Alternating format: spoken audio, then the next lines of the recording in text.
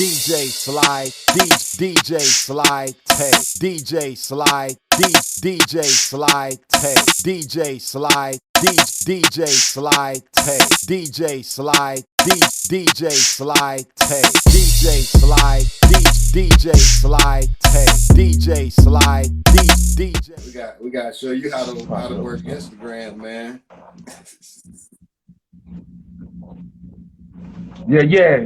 Yo. Oh man, I'm out of here with all the technology right now. I'm out of here. Get up to par, man. You gotta I'm out of here. Par, man. Yeah. Word.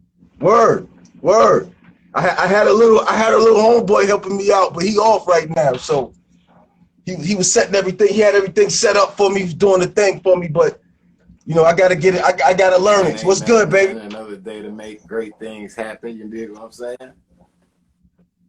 We definitely got a lot to talk about, man. You know, I don't want to jump into the main course yet, because I want to take them back.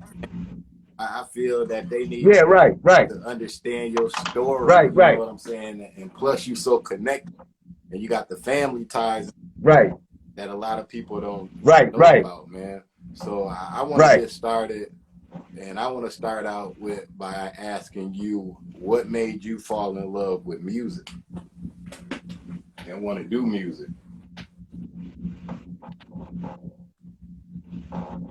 What made me fall in love with music and want to do music? That's real. That's real heavy right there.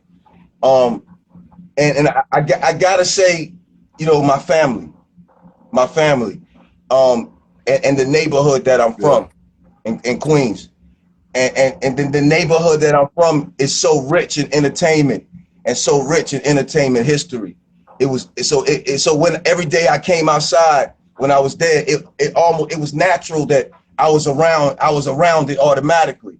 And then when my family popped off with Fubu, it was in my face, right? You know, everything was there. And we talking in the 90s when they was hot, like, when, you know what I'm saying? So everything was there. I automatically was in the culture already. So, you know, I had to be top notch and top tier instantly. And so that gave me the love for the music. So big up to my family and always keeping me immersed in the culture. My big cousin Tud and went ahead and everybody. Early Fubu. That's his family ties, y'all. Fubu. So with you being from Queens and the family ties being Fubu, you know, like you said, man, Fubu had a crazy run. How was that, man? What was your position being so young and seeing the movement of Fubu? Because you also knew about Fubu before the world knew about it. Right. So yo, I was younger, and that was my big cousin, and they was doing their thing. I was watching it from the window, like, you know what I mean? So, and my big cousin, he taught me how to come across the street. So I was his little man's, like, you know what I'm saying? So that was their thing, and I was just proud to be part of that. I was proud to be related to them. I was proud to be around them, and that's where I fell in that part. I remember years back though, a phone call. My big cousin told me, like, yo, we got to do something named Fubu. But I was so young and out of there. Only thing I cared about was rapping. I didn't really understand it. But I understood it like a year later. I understood it really when he called me Empire State Building, and they all, they was popping and all of that. And I saw it popping, so I knew it was on then. You know what I mean? But big up to them, you know, and it was a crazy success story to be able to watch it from the beginning.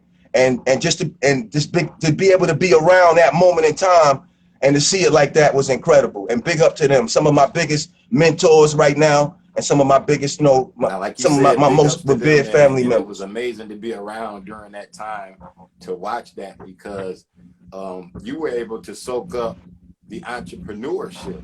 You know what I'm saying? Because that allowed you to go and open up and do a lot more things. And a lot of people might not even know that you actually brought Fubu to Augusta. You know what I'm saying? Right. And I appreciate you, bringing that up.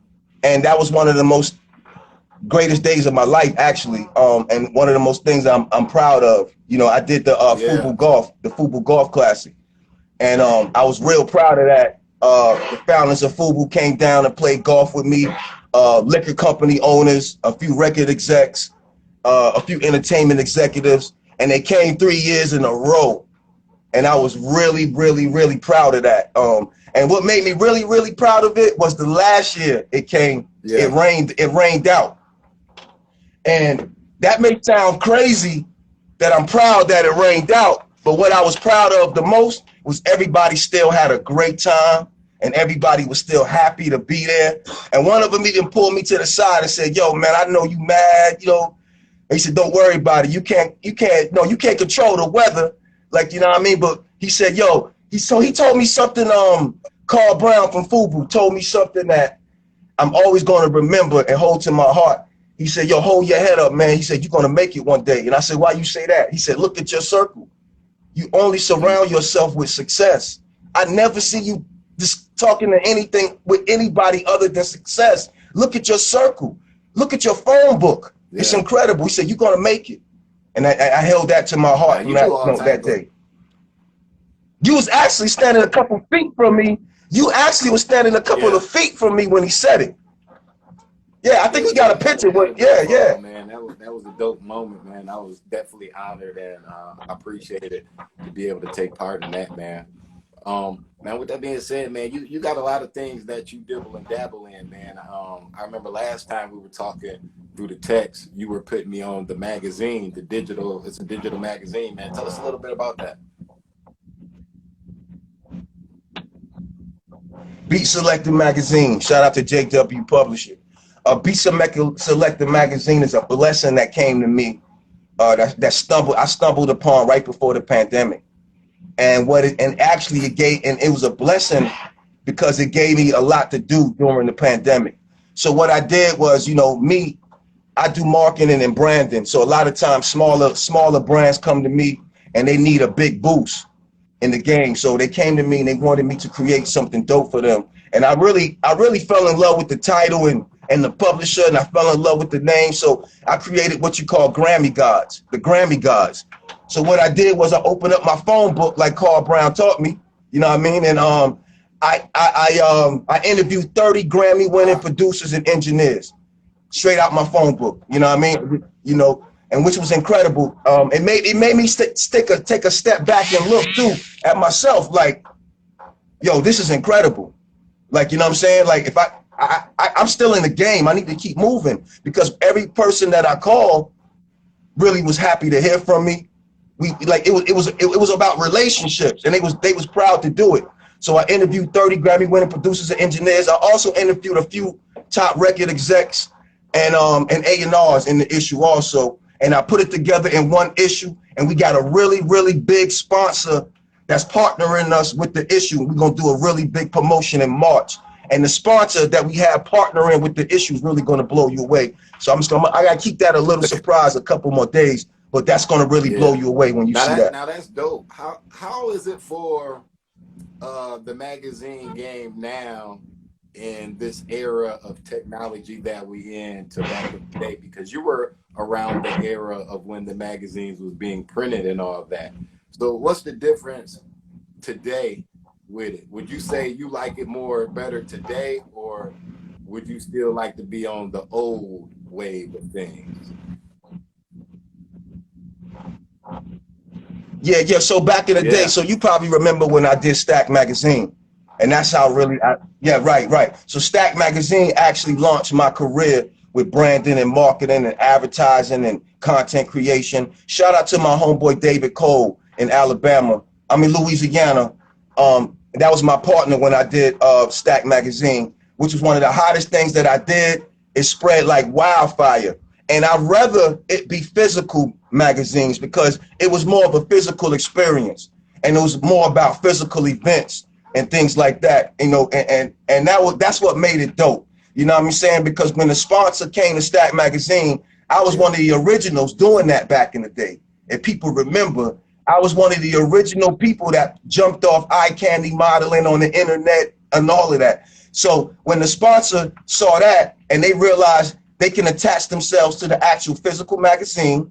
They can attach themselves to the web movement, and they can attach themselves to an event. I had something right there.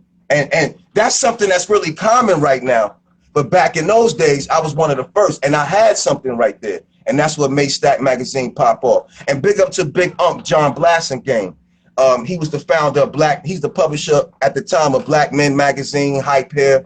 You know, he gave me a call, said, yo, nephew, you got something real hot. And he became my mentor in the magazine industry. So I really recommend if anybody want to launch their magazine, they reach out to John Blasingame to do their newsstand consultation. He really put me in the game and mentored me, put his arms around me, and really brought me through right now. He's giving y'all some jewels right now. So, I mean, dang, man, this is crazy because you do so much. Let's touch on the artist side. Now, you also do music. So, with you doing all these other things, have you decided just to throw the artist side out of the game, or are you going to go back to it, or is it a whole? What's going on with that? Yeah, I'm glad you asked that. You're asking these great questions. Actually, we coming back to the music, but I had to take a break out to the music. So let me tell you why. I was surrounded by the greatest people of all time. The greatest people of all time that would have died for me, did anything for me. But really, none of us knew how to handle business. None of us really knew how to proceed, because once you get to a certain point musically, it's not even about how you sound anymore. It's about the plays you make, you know what I'm saying, and how you handle your business. And we really didn't know how to do that. So what I did was I had to step out the game, the creative game, and I had to start learning how to do all my branding, my marketing, and my imaging. And I became very powerful with sponsorships and all that. I'm really strong with that. So now we're gonna make a U-turn, and now we coming back to the game. And we got a lot of brand partners, a lot of brand partnerships, really, which is the engine that drives the game nowadays. So back in the day, I really had all the ingredients to bake that cake to put us in the industry, but I just didn't know yet. I had to grow into that knowledge and grow into that seat to know that I always was in that seat and I always could have made it happen. So I signed a few artists, and I got a few really dope artists that I really believe in Augusta that I want to get behind, at least on the marketing level. And I'm really proud of what's going on, and we about to make that U-turn and come back into the game. I hear you say a lot about marketing. Do you think that if you took the marketing side that you deal with now with brands and the different liquors, and you swap that energy and put it into marketing an artist, and like you said, you signed some artists, do you think that them artists will pop off like how you pop the brands off? Or will it take a little bit more? Absolutely, man. And it's I had to take a little second because it's kind of unfair. Not many artists are going to be able to come into the game with the advantages that my artists and myself are going to be able to come into the game with the brand partnerships and everything. So it's kind of unfair. So they're going to be able to move pretty steadily and have a really great look. I'm actually also doing a lot of brand creation. So every artist that I take on, I'm gonna create an official brand for them, official brand. So they'll be able to further their careers. It's more about music, because music isn't just selling. You got to have more than music popping now. So I'm trying to really preach that to everybody that I work with. That's dope. Now let's speed on up to the Lifetime Achievement Award that you received from Barack Obama, man. I'm trying to figure out, man, how did you receive this award from Barack Obama? And this is a major award because this is a Lifetime Achievement Award. So you had to do some great things to be considered for this type of award. Yeah, this right here is like the cufflinks they give you when they give you them shits. I go through the airport, I'm big dog money in these motherfuckers. I'm sorry, baby. I'm sorry, baby. I'm sorry, baby. So, but yeah, so I'm really proud of that. And that really, I stumbled across that. That was a blessing in disguise. I stumbled across that because I was having some issues. And when I got that, it really cleared up a couple of bad issues for me. But what I did was I leveraged liquor sponsorships to do nonprofit work, and that's exactly what I did. I saw that these liquor companies and these brands, they have a lot of money to throw away at the end of the year, and they have to get rid of it. You know, so it's always a company calling me saying, yo, Murdock, can you come up with something? We got $5,000, we got $10,000 or whatever. We need to, get rid. You know what I'm saying? So I always can come up with something to get rid of some money. Like, you know what I'm saying? You know what I mean? So what I did was, one of the first things I did was I got with my man Steve Brock. At the time he was the COO of SODMG, Soulja Boy's company. Because at that summer I shared the office with Soulja Boy and his company. And it was really one of the greatest things I ever did, because it really helped launch my networking in Atlanta when I did that. You know what I mean? Because I made sure I invited everybody in Atlanta to come see me in that office. It was like Def Jam, like, you know what I'm saying? But I got with him, and he had connects with the city of Atlanta. So I pulled up to Walmart and I bought like 1,000 turkeys, 1,500 turkeys, something like that. I had to go to 3 Walmarts. That's right. So I pulled up to 3 Walmarts, bought 500 turkeys a piece, and then I got with a really dear friend of mine. She runs the Conversation Party game. We got some canned goods, and she put me on some more game, and then we end up feeding 1,500 families in Atlanta. And yeah, it's really dope. And then the city of Atlanta had it all set up for me. They had the families waiting in the community rooms and things like that, and it was really dope. And it was a humbling experience too, because I came in there, doing a promotion. I'm thinking at first, I'm doing a promotion. I'm a walking promotion, and I'm in there with the jewels on, got crazy jewels, and we just going crazy. My team is going crazy. Then people is coming in, and people is one lady walked up to me, and I gave her the food. And then she hugged me and kissed me and started crying. I said, yo, what's going on? What's wrong? What did I do? She said, no. She said, sir. She said, baby. She touched my face. She said, baby, I wouldn't have nothing to eat. Wow. If you didn't do that. So I looked around. I said, oh, it's real, man. People really gonna eat? Yeah. Really? For real? Oh, man. So I told everybody, take them chains off. I looked back and take them chains off. Made everybody take the jewels off. This is real, man. I took the jewels off and put everything. You know what I'm saying? It's like, yo, this is real. Like, you know what I mean? And it was a humbling experience.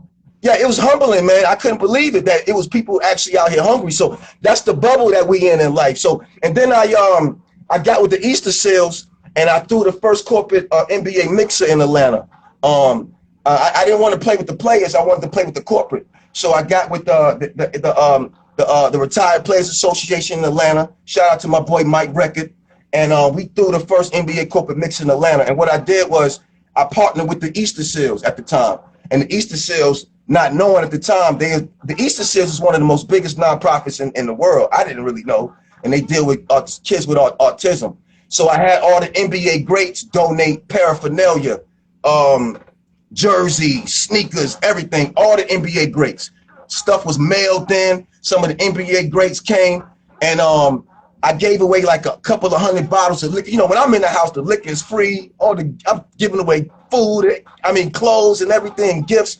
And they donated all the money. They donated all the proceeds from everything to the kids, to the Easter Seals, and that was big for me. And that was in the paper. And that was big for me. And then I did the Vitiligo Bond Association self-esteem initiative. And what I did with that was I got together some beautiful teenagers that has vitiligo, and I did a high fashion photo shoot on them, really dope. And we did a really big dope marketing campaign on the pictures and all that. But to me, I'm thinking I'm just doing something fly, and so all summer, all year, I'm running around with Exclusive Vodka and all the other liquor companies. Yo, shout out to Funch Money. What's good, Funch Money? Brand Generals. My man Funch Money with the Brand General Ciroc boys. Yeah, I appreciate the love when y'all help me out with that situation. But so I thought I was just being fly and all of that. And then one day, a lady that does the qualifications for the Lifetime Achievement, Service Award called me. You know what I mean? And she said, yo, they've been watching your work and they want you to submit your work. And I was like, what? Like, all right. And at that time, I was going through a serious legal issue. You know what I mean? That could have really put me down. Like, you know what I'm saying? And I was like, all right. She said, just go for it, man. I said, all right. Yo, shout out to Erica Mitchell. I really love her, man. And I said, all right. So I sent her my work and all that. And so what I do is I always take pictures. Everything I do, the camera's right with me. I'm taking pictures. Everything I do, which really helped me in that situation because I had a lot of dope things to submit, or dope things that I did, and letters from the city and all of that. They was like, yo. So she gave me a call back a few weeks later after my legal issue got really, really heavy for me. And she said, yo, they accepted you. She said, they accepted you. Come pick up your award. I said, what? They accepted you. You mean tell me the Obama administration accepted me? They're going to give me the award? She said, yeah. I said, so that blessing came down because that blessing put my legal issue to the back burner. When they saw that, they said, yo, we need dudes like this on the street. These ain't the dudes that we need to take off the street. These are dudes that we need on the street. You know what I mean? So I'm glad I did all of that. I thought I was flossing and all that. And God hit me in the head. He said, yeah, you see? You see? You thought you was flossing, but I was taking care of you. You know what I'm saying? So, yo, big up to that situation. And that's how that went down. And that was one of the greatest things. So it's still, the award is bigger than my son. It's still in the plastic and all of that. And when I get my big mansion and all of that, it definitely got a place for that in my family. Because I definitely think I'm the only one in my family that has one of those. And I'm only one definitely in Queens that has one of those. I'm proud of that. You know what I'm saying? I can bring that back home to Queens. Were you able to go out to DC to receive the award, or they sent it to you? No, they had a ceremony in the Capitol building in Atlanta. That's where they gave the ceremonies for those at. Yeah. But listen, let me tell you something. I was going through so much legal issues. I wasn't down for no ceremonies. I didn't want to. I thought it was a joke. I thought I was going to show up at a ceremony and that was going to be it. Like, you know what I'm saying? Like, you know what I mean? So I didn't, I really wasn't interested in that. And I actually had an option to throw my own private ceremony. And I did. I threw my own private ceremony in DC myself with the liquor sponsor. Yeah, it was hard. It was invite only. It was hard. I felt like I was really doing something official. Like, you know what I'm saying? I want to go back to you working with the clothing brands, because you have blessed me with different type of clothing brands as well, man. Some nice fits, man. Tell everybody a little bit about that, man.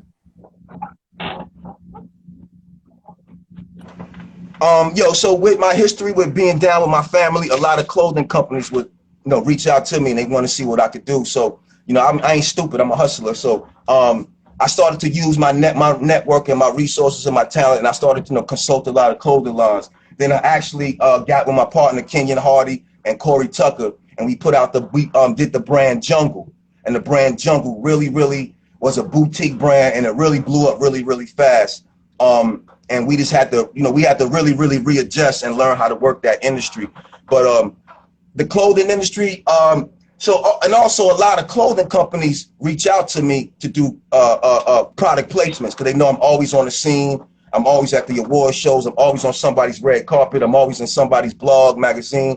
So I definitely get free clothes. Like I haven't shot for myself. My friends laugh at me because I had to go buy some jeans a couple of months ago and I needed help because I haven't shot for myself for years. I just get clothes and I just put them on, like, you know what I'm saying? Or if I'm on the road, the clothes come to the hotel. Or even like growing up with Fubu, we had Fubu everything. Like we had Fubu everything. My cousin Tut made sure that we had Fubu book bags, Fubu pencils, Fubu drawers, Fubu socks, Fubu everything. So we was right, and they also got Coogee. Fubu, a lot of people don't know, Fubu also owns Coogee.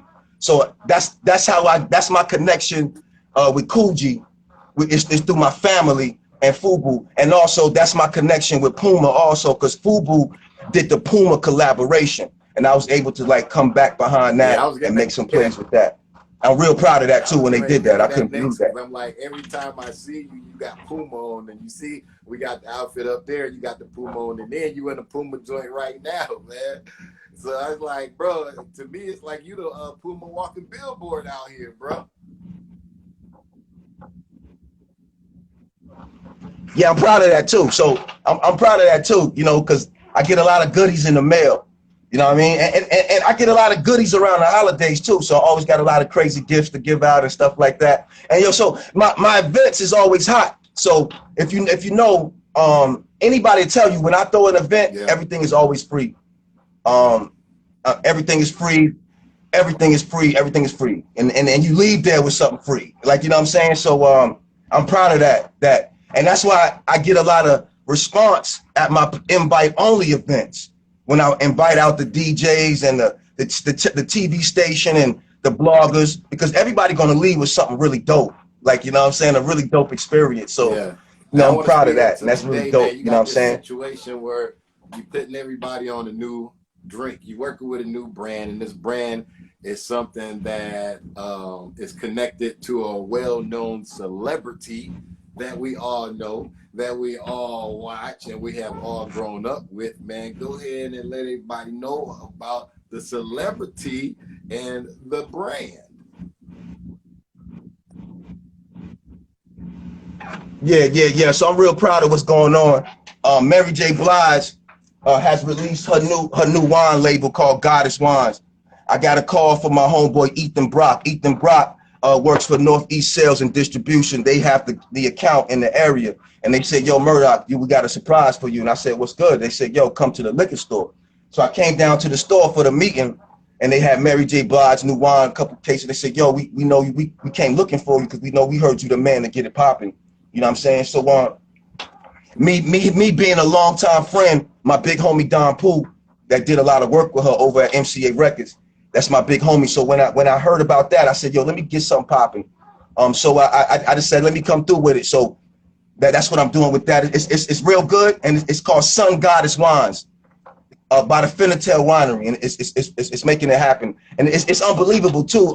She's the queen, and she actually is hands on with the wine. She went over, picked out the fruit, the grapes, and all of that, and made it happen herself. So yeah. So that's really dope. She's hands on. She's not just somebody who took the money to put their name on the bottle. Like, you know what I mean? Because I see plenty of that. She's actually hands-on with it. So right. So I was really proud my dude Ethan from Northeast Sales and Distribution came to see me.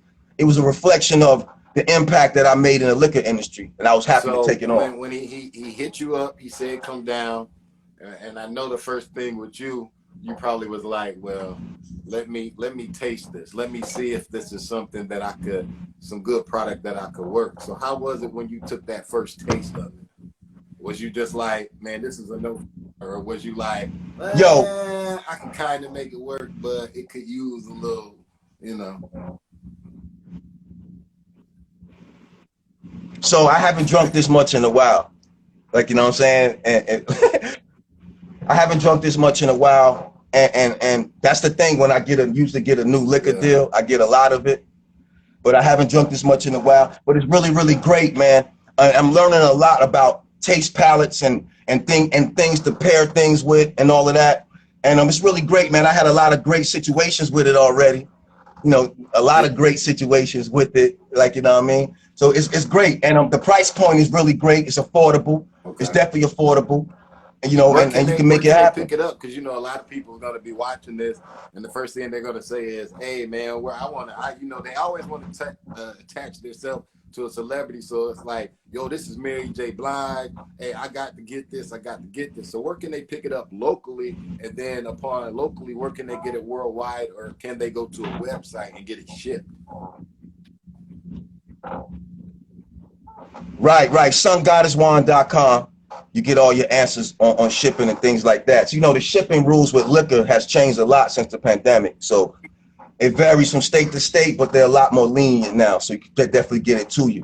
In Augusta, Georgia, that's the area that my homeboy Ethan from Northeast Sales and Distribution is working. You can get it at Somerville Ace on Walton Way and a couple of Grovetown locations. So after the event, I'll post I'll post those locations so you can definitely make that happen and a link to that site. Definitely.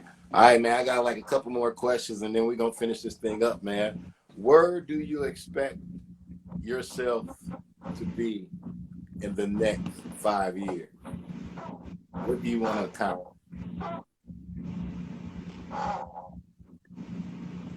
Disappear somewhere, gone. Like you know what I'm saying, laying low with some money. Like, you know what I mean? But nah. So yo, I'm working on my new company called The Collaborative, and I'm really gonna take advantage of my network and really dive deep into music publishing and branding and sponsorship. So I'm really projected in my heart to have like the biggest branding, marketing, and music publishing company in the world very soon. Right, that's dope, I'm moving forward towards that. My last question, man, it's a series of 3.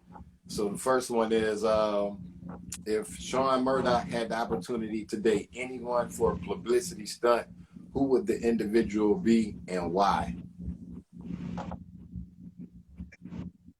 Yep, date for a publicity stunt. You're stunting out here, boy. You're stunting, man. Oh, that's an ill question. So that's an ill question. And I can't answer that because I gotta go home, dog. So we gotta. Yo, listen, I'm only the boss in the street. What? You know what I'm saying? So yo, I can't answer that. It's gonna mess up some things. Boy, we're gonna give you know him a pass today, y'all. But yo, it's gonna mess up some things. It's gonna mess up some things. Number 2, man, what is Shon Murdock's favorite dish of choice? That one dish that you always gotta have. Yeah. Eat like this? Yo, I'm a salad man.